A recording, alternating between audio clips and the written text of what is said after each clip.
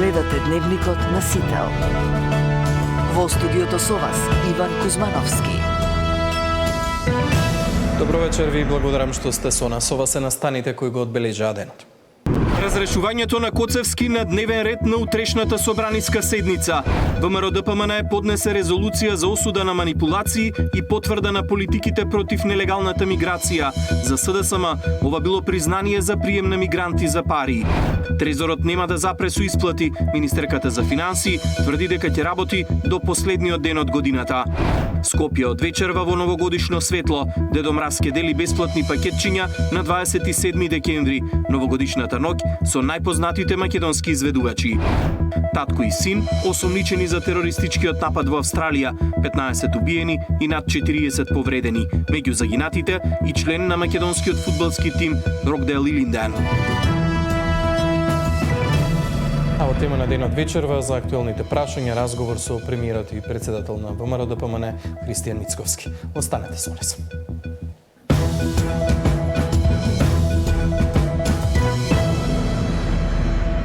Владиниот предлог за разрешување на државниот јавен обвинител утре ќе се најде на дневен ред на собраниска седница. Обвинителот Коцевски чека покана за да присуствува, но тој останува на ставот дека согласно одговорот од Советот нема причина за негово разрешување. По одлуката на пратениците има рок од 6 месеци за избор на негов наследник. Даниел Василев ги има деталите. Пратениците утре ќе расправаат за разрешување на државниот јавен обвинител Љупчо Коцевски. Собранискиот спикер Гаши на брифинг со новинарите кажа дека точката ќе биде ставена на дневен ред. Ставот на Коцевски е познат. Тој смета дека одлуката за негово разрешување е политичка, бидејќи Советот на јавни обвинители даде мислење дека тој немал направено тешко дисциплинско прекршување, а вели и дека е најтранспарентниот јавен обвинител во регионот. Јавното обвинителство се уште ја чека поканата од собранието за утрешната седница, каде Коцевски пред пратениците се очекува да ги каже своите аргументи зошто не треба да биде разрешен. Гаши засега не открива точен датум кога пратениците ќе треба да изберат нов државен јавен обвинител. Нов државен обвинител ќе биде избран во законските рокови, кажа Гаши пред новинарите. А собранието ќе има рок од 6 месеци да избере нов државен јавен обвинител. Законот предвидува дека во случај на разрешување од функцијата, Советот на јавни обвинители е тој кој од редовите на јавните обвинители во републичкото обвинителство избира вршител на должност кој раководи со институцијата, но не подолго од 6 месеци. Коцевски не преживеа ниту една третина од својот 6-годишен мандат. Назначен беше на 13 февруари 2024. Доби доверба од 62 пратеници од тогашното владеачко мнозинство. ВМРО-ДПМН е уште тогаш од позиција на опозиција велеа дека неговиот избор е скандал сам по себе, бидејќи се случил на помалку од 3 месеци од парламентарните избори. Постапката за негово разрешување беше почната во февруари годинава, но беше прекината по трагедијата во Кочани. Владата на минатата владина седница, одржана во вторникот, одлучи да ја продолжи постапката, обвинувајќи го за неовластено изнесување информации, податоци за судски предмети и нарушување на угледот на јавното обвинителство.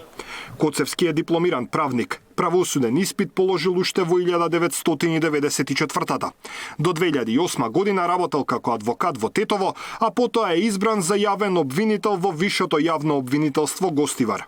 Во 2022 Советот на јавни обвинители го избра за јавен обвинител во Републичкото јавно обвинителство, каде работел како раководител на одделението за метаподатоци и мерки за следење на комуникациите. Даниел Василев, Сител телевизија. Пратениците од владеачкото мнозинство поднесоа резолуција за потврда на државните политики за против нелегалната миграција и осуда на манипулациите за оваа тема. Таа уште утре ќе се најде на седница.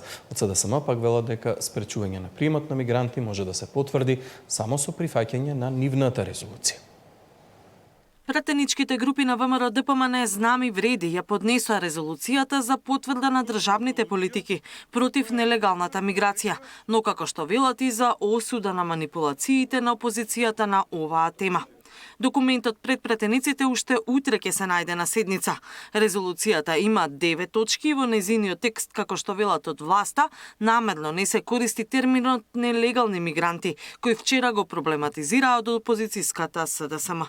Се утврдува дека ниту било побарано, ниту е договорено, ниту ќе биде дозволено воспоставување, мигрантски кампови, прифатни центри или трајни форми на сместување мигранти на територијата на општините во државата и дека таква активност не се и нема да бидат дел од владините политики.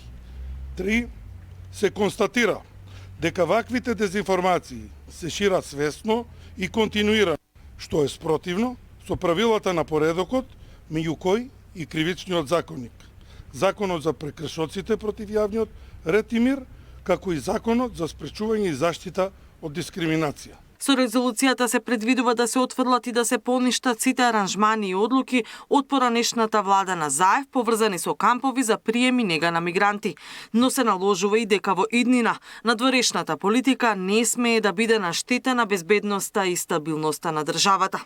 Од СДСМ децидни пак дека крај на мигрантите во Македонија се става само ако се потпише нивната резолуција.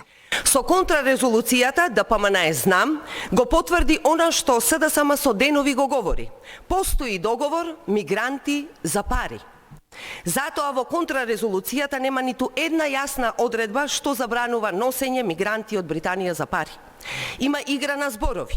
Мигрантите ги кријат за термините како економски работници или нелегални мигранти. Ова, почитувани, е национално предавство.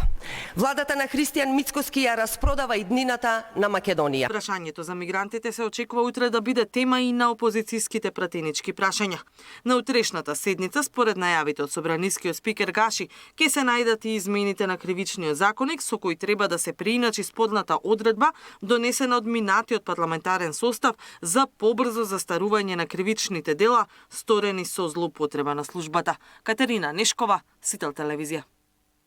Апелација ја одби жалбата за укинување на притворот на Љупчо Пецов Ѓаволот, за кој неофицијално екс-државниот правобранител Фехми Стафа барал подкуп да влијае кај еден од судиите. Стафа беше приведен со 20.000 евра обележани пари. Од судот тврдат дека одлуката била донесена на почетокот на месецот. Апелациони суди ја одбиле жалбата за укинување на притворот на Љупчо Пецов Ѓаволот, за кој неофицијално екс-државниот правобранител Фехми Стафа барал подкуп да влијае кај еден од судиите.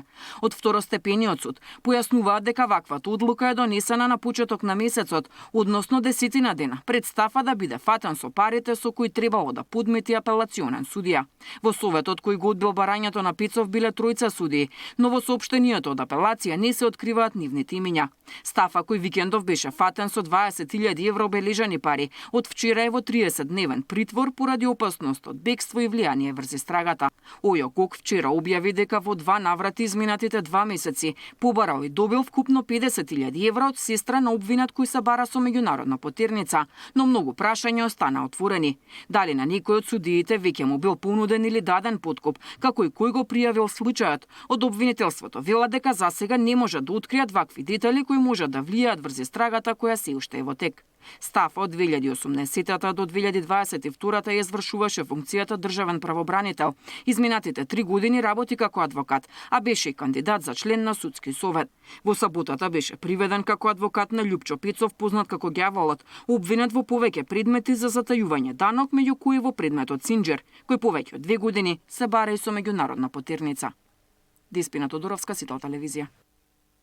Апелациониот суд Скопје зголеми казната затвор за Васил Јованов на 13 години.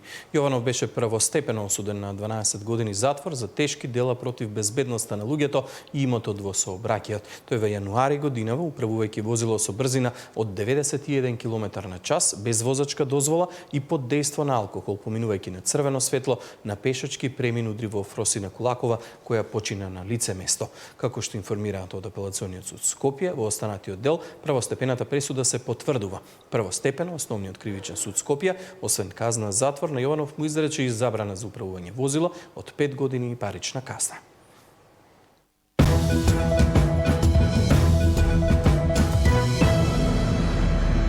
Во тема на денот за актуелните теми, вечерва разговор со премиерот и председател на ВМРО ДПМН Христијан Мицкоски. Разговорот го направивме предпладнево пред неговото патување за Брисел. Добре дојдовте, благодарам што сте со нас. Благодарам на поканата и поздрав до вашите гледачи. 10 години по најголемата мигрантска криза, мигрантите повторно се главна тема во јавноста. Морам на почетокот да ве прашам, има ли некаква вистина во пишувањата на британските медиуми? Не. Не само што нема вистина, туку јас на вистина не можам да ги сватам овие политички гимнастики што ги прави опозицијата кај нас од аспект на сеење на страф и паника кај граѓаните. Тоа е неодговорно однесување. Од друга страна ги разбирам затоа што пак ова е тема на која што они мислат дека внатрешно ќе се мобилизираат. Иако ако се вратиме наназад во минатото ќе забележиме дека практично политиката која што тие ја водели нивните влади е токму промигрантска, односно луѓе кои што воделе политика на интегрирање на мигранти. Тоа јасно го кажува Националната стратегија од 2017 година, усвоена и донесена на владина седница од страна на тогашното Министерство за социјална политика и труд. И врз основа на таа стратегија тие праќаат дописи во општините за да бараат соодветни места и локации во кои што би се изграделе потенцијални кампови, односно живеалишта на лица кои што се странски државјани и кои што би се интегрирале чите мигранти. Прилика тоа е накратко целата оваа филозофија. Но во ред, јас како што реков, не можам да ги разберам за нивното неодговорно насување, бидејќи сеат страф, паника и слично кај одредена група граѓани. Од друга страна ги разбирам поради проблемите внатрешни кои што ги имаат во рамките на структурата, но исто така не можам да ја разберам нивната пиар стратегија затоа што ова ќе им се удари толку силно од глава, бидејќи ќе дојде март, април, ќе дојде јуни, ќе дојде некој јуни 2026, 27 и ќе нема мигранти. И тоа што правиме на изборите, повторно треба да излеземе 28 година и да излеземе кај граѓаните со јасен концепт, што сме кажале, како сме кажале, што сме направиле и така натаму. Така што мислам дека овој се погрешни чекори, но добро, тие се знаат како мислат они да ја водат политиката, нека ја водат. Она што јас сакам да го кажам и да испратам порака до граѓаните дека таков тип на прифаќање на мигранти, легални, илегални, гледам сега семантика бараат во зборовите, кои што се било каков дел од договор, дали со Обединетото кралство или било каков друг договор, не постои. Нити пак, додека јас сум претседател на владата, ќе постои. Ако е така, зошто не ја прифатите резолуцијата на СДСМ? Па еве, ние денеска доставивме во парламентот резолуција со која што јасно кажуваме дека се тоа кое што сега го зборувам во воведот е напишано во таа резолуција и нормално со осуда за неодговорното однесување на опозицијата. Еве, нека поддржат тие таа резолуција. Значи да не биде на СДСМ, да биде таа на ВМРО-ДПМН. Не е битно дали ќе биде на ВМРО или на СДСМ. Еве, таа резолуција е во парламентот, еве и нивната, потоа нека дојде и таа ќе ја прифатиме, која што се однесува на ова. Исто така очекуваме и тие да ја прифатат оваа резолуција, на која е потврда по позиција од таа која што тие ја представија во јавност. Филипче во ова студио синоќ рече дека ќе одите прво на избори, па потоа ќе донесете мигранти во нема логика. Ќе има ли избори идните години? Ама нема логика политиката која што ја води, мислам, ова раководство на СДСМ, бар тоа што остана таму од тоа раководство, нема никаква логика. Јас вчера тоа го дефинирав како подпросечни политички медиокритети кои што се лакоми за пари и политичка моќ, кои што се тотално државнички исплакнати. Мислам, нема никаква логика во овие потези. Толку се стихини, толку се дифузни, што човек навистина не може да пофати било каква логика во ова што го испраќаат како порака во јавноста. Така што ние од веднаш после локалните избори во многу наврати кажавме дека приоритет следната година на сите оние предизвици кои што се поврзани со 2026 година. Потоа ќе гледам, не можело на Мицкоски да му се верува, тој рече ќе го врати името, ќе го поништи договорот, па еве го вративме. Дури Венко кој што му беше полна устата со Северна, сега користи Македонија. Дури и СДСМ кој што потпише такви капитулантски договори како Преспанскиот и прифати капитулација пред Бугарија, денеска се најголемите патриоти, мислиш дека не знам, они ќе тргнат да освојуваат територии. До таму полна уста Македонија ниту еднаш не кажале Северна. Така што еве го вративме. Дури тоа што не кажуваат Северна не значи дека официјалното име на државата не е Северна. Апсолутно сакам да кажам, водат лоша, лажна кампања која што повторно ќе им се удари од глава на избори. На нас, ќе бидам искрен и ќе повторам, ни треба една опозиција која што е зрела и која што ќе дојде барем до својот биолошки минимум. Тие се далеку под својот биолошки минимум и вака ако продолжат и понатаму, тие ќе продолжат да тонат. Тоа не е добро за државата, не е добро за граѓаните. Морам да ве прашам уште еден аспект на овој момент, дали воопшто е разговарано со било која европска или било која земја за увоз на работна сила во Македонија? Не. Видете, со ниту една европска држава, нити светска држава не е разговаран. Но денеска имате компании кои што носат работници од странство, македонски компании. Дали се тоа од Непал, дали се тоа од Бангладеш, порано имаше, знам, во градежниот сектор работници од Турција, па и сега има Бехтел и Енка користат работници од Турција, па имаше од Индија, па имаше од Филипини, во неколку хотели, да речеме во Скопје, вие можете да сретнете работници кои што доаѓаат од Филипини и така натаму. Но тоа се индивидуални иницијативи од страна на правни субјекти кои што ангажираат. Инаку како влада апсолутно на памет не ни паѓа да влеземе во еден таков тип на политика.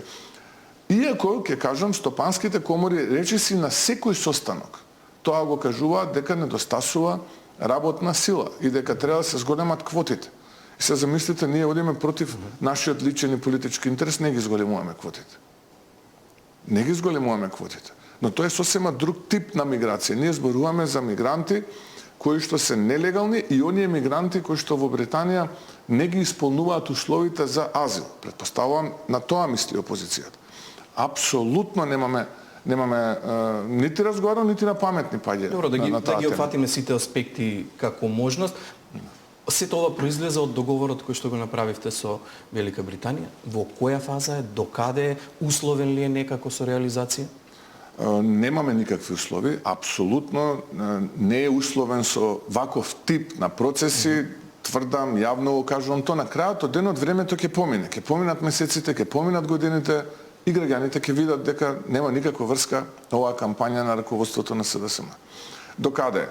Во моментот помината е фазата на избор на финансиска институција за изградба на пругата која што е дел од коридорот 10. Имаме неуврзувачка индикативна понуда од банка која што е најуспешна, замислете, повеќе од 20 финансиски светски институции дадоа понуда.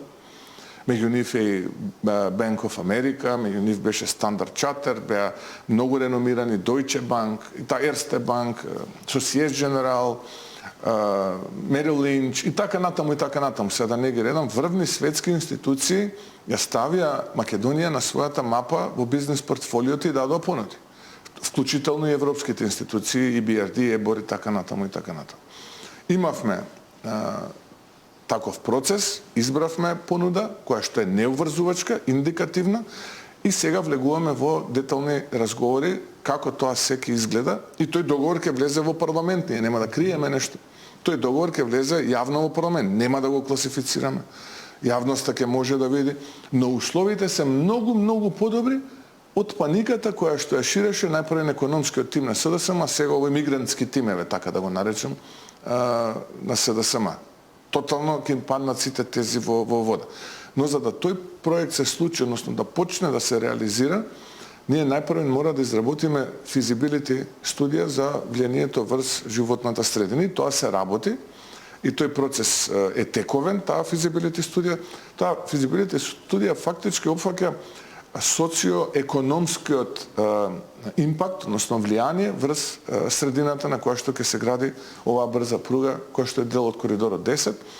Мора да се фати мај месец следната година, 2026, бидејќи има миграција на птици, и така натаму. Сега да не навлегувам во таков тип на детали.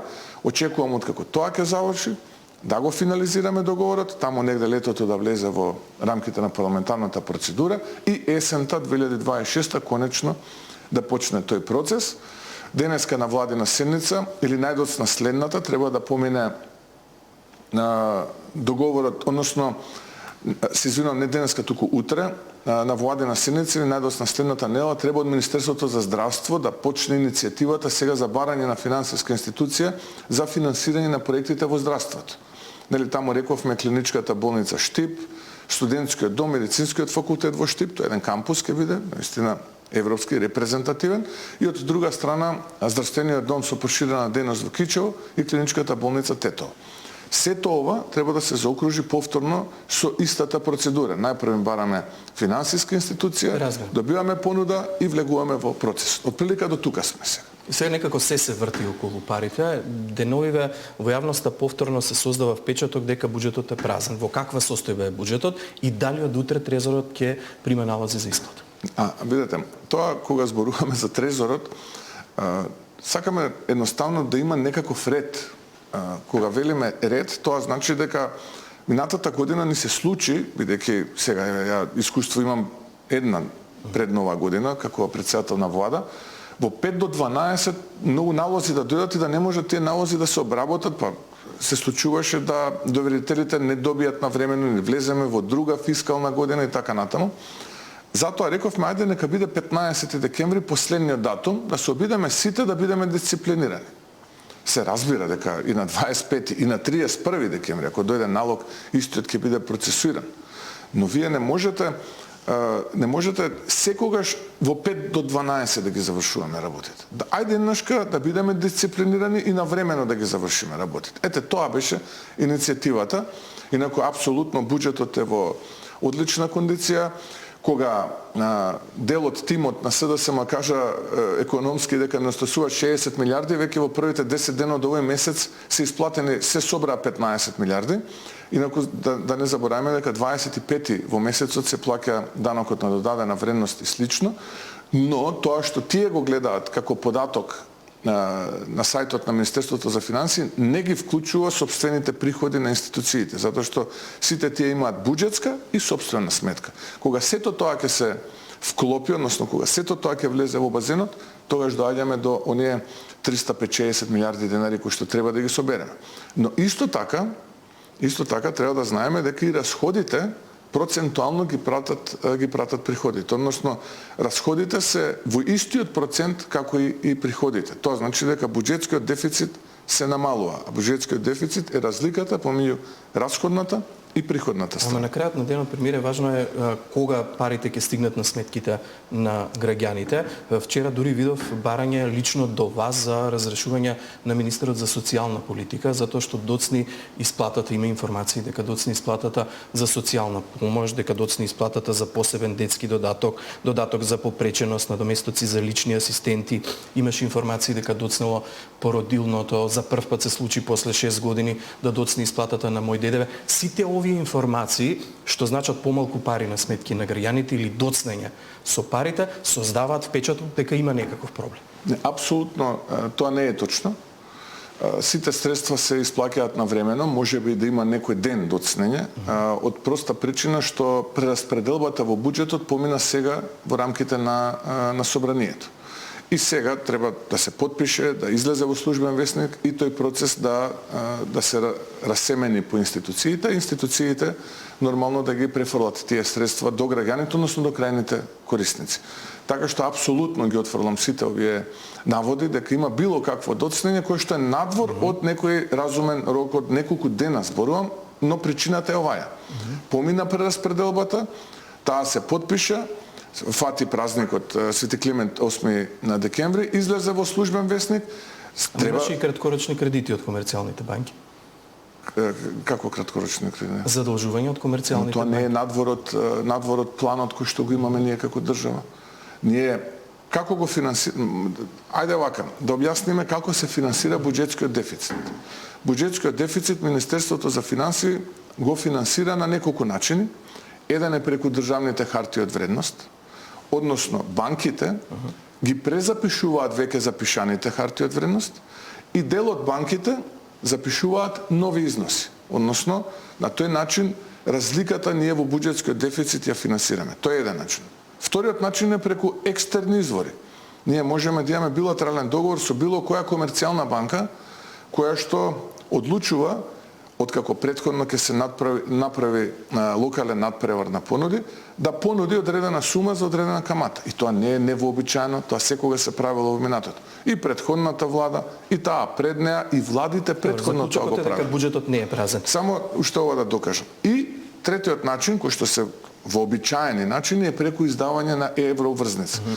Јас ќе ги потсетам граѓаните и вас, дека оваа година ние не издадовме евроврзница, а вративме евроврзница од половина милиарда евра на 19 јануари.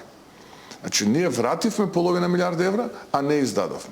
Буџетскиот дефицит оваа година ќе биде под 4% од номиналниот бруто домашен производ, а номиналниот бруто домашен производ ќе биде поголем од проектираниот на почеток на годината.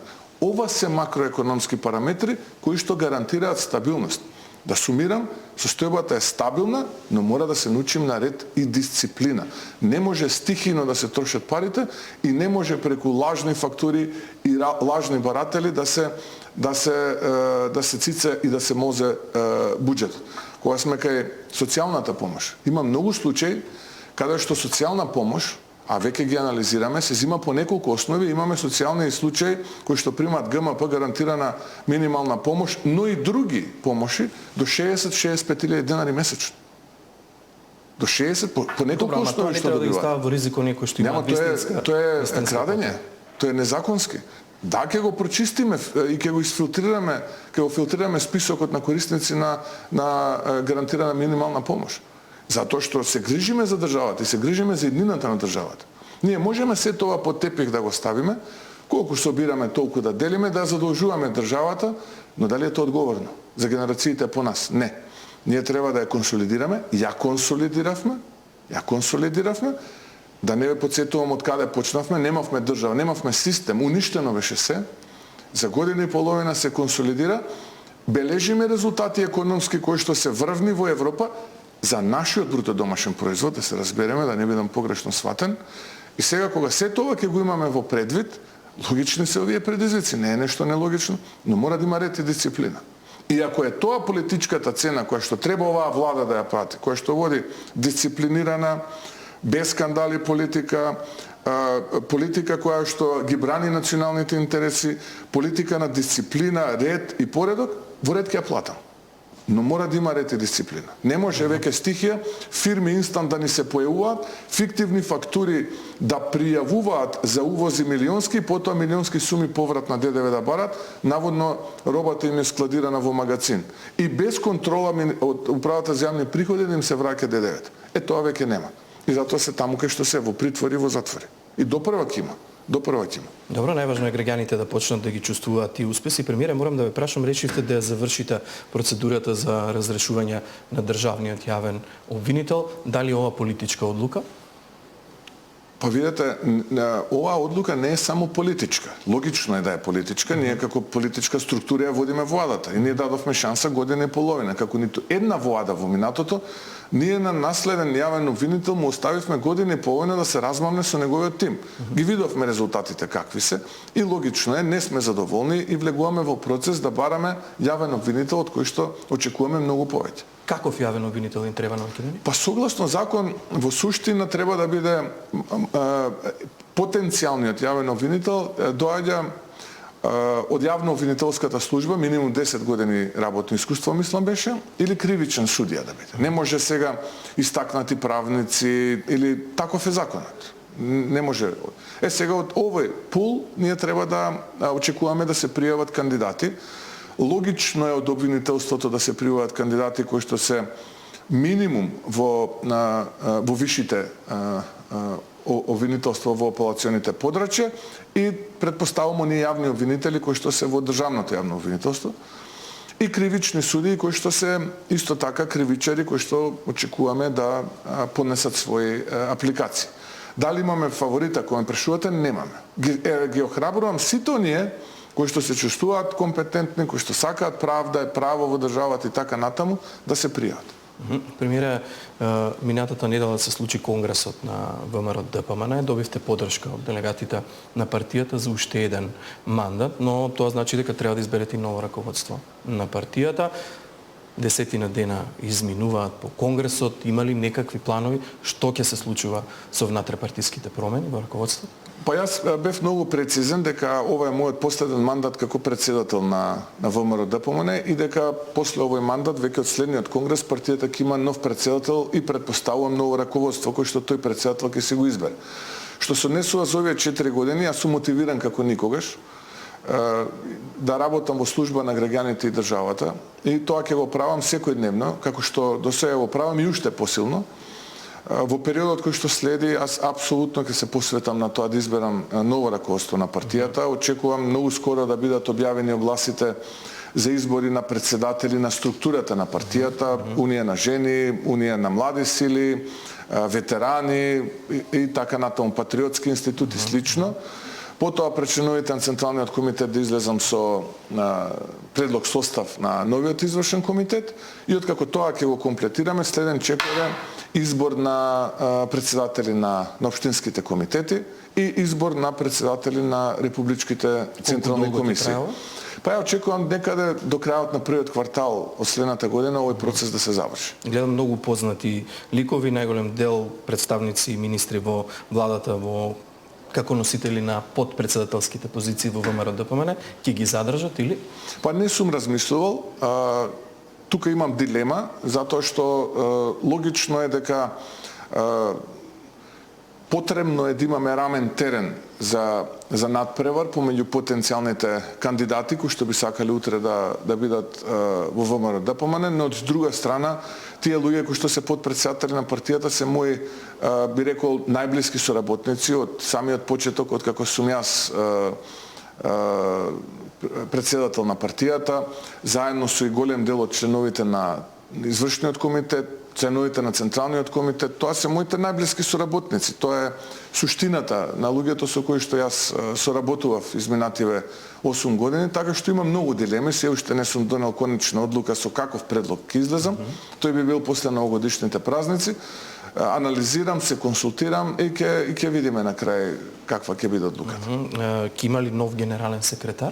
Велам не, кадровски не сум размислувал. Воопшто ни дали би смениле таа Па немам размислувано. Георгија Сајковски изминативе колку години, веќе 5-6 години како генерален секретар се покажа како исклучително доверлива, вредна личност која што вредно си ги завршува своите задачи.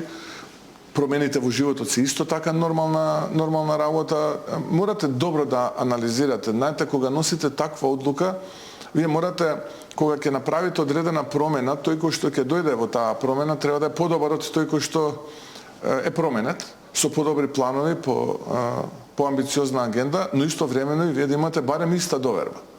Така што има многу фактори во кои што мора да се најде некаква рамнотежа. Ако влезете во процес стихино под притисок екстерен, тоаш може да направите грешка, а таа грешка може да биде катастрофална. Катастрофалната грешка создава онакви подпросечни политички медиокритети, како што зборував, кои што 7 години ја молзеа државата, ја уништуваа, ја крадеа и си играа фудбалчиња по канцеларии наместо да работат за граѓаните и сега бесрамно излегуваат со лажни теми, со квалификации да ја напаѓаат ова влада која што е година и половина го консолидираше целиот оној хаос кој што го наследи од претходните, но многу скоро денеска ќе почнеме еден процес на кој што ќе ги потсетиме граѓаните што се случуваше тие 7 години, па почнувајќи од една лажна кампања за враќање на името, па се до онкологија, модуларна болница, стабри и така натаму, па може би подопрен глас и ова обвинителство или тие обвинители кои што се таму, ќе им текне што се случувало, па ќе почнат да работат. Ова во подготовка на предвремени или не? Не. Многу јасен ми е ставот. Следната година е многу предизвикувачка, но можам да кажам и да ги охрабрам и бизнисмените и граѓаните дека целиот тој предизвик ќе биде совладан, финансиски, ликвидносно ќе биде заокружено 2026 година како што беше 25-та, така што да бидат спокојни, да работат, да инвестираат, државата е нивен сервис и ќе работи во нивен интерес. Го снимам интервјуто пред вашето заминување во Брисел, одите на самите у Западен Балкан, но има ли воопшто некаков оптимизам во однос на нашата европска интеграција, ако се види што се случува во Бугарија, владата поднесе оставка, информациите се дека најрано избори во Бугарија би можеле да се случат во април. Дали со ова пропадна тој оптимизам кој што го имавте за придвижување на дијалогот по нова година? Што е важно? Важно е две работи се константа и тие се непроменливи. Никој не е фер никој да очекува оваа влада да влезе во процес на уставни измени без да бидат исполнети други две работи. А тоа е, првата работа е да имаме јасни гаранции од страна на Европскиот совет во форма на заклучоци дека никој кој што седи на таа маса нема против македонскиот идентитет, кој што има вековна константа, македонскиот мајчин јазик, кој што утре, кога Македонија ќе биде дел од европското семејство, ќе биде официјален јазик, и дека повеќе нема да има билатерални прашања, туку ќе биде процесот воден на основа на копенхагенските критериуми. Тоа мора да се случи.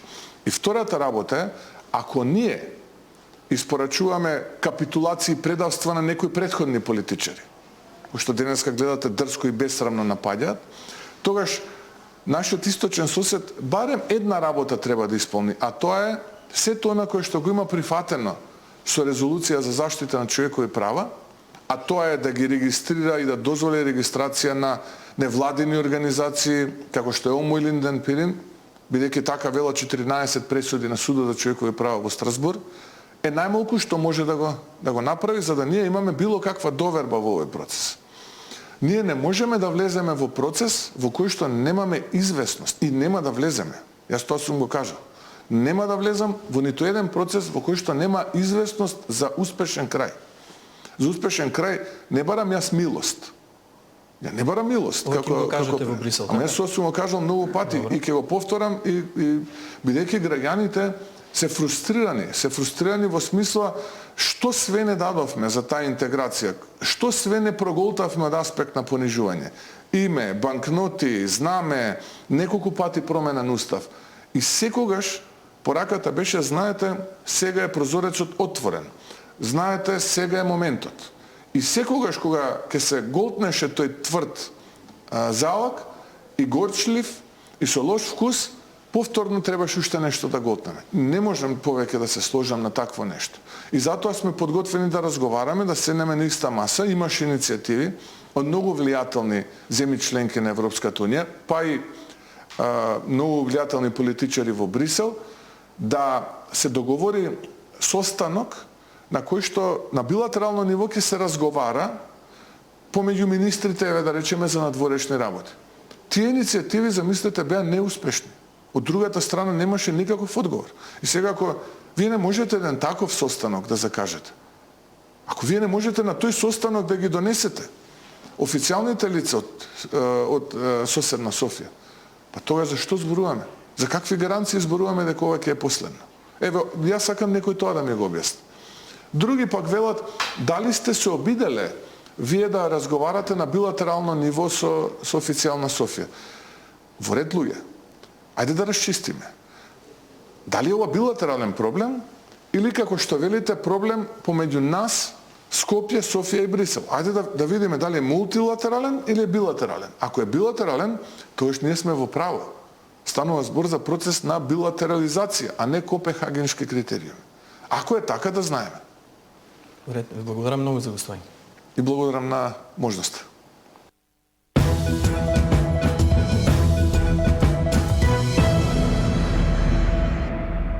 Татко и син се осомничените за терористичкиот напад во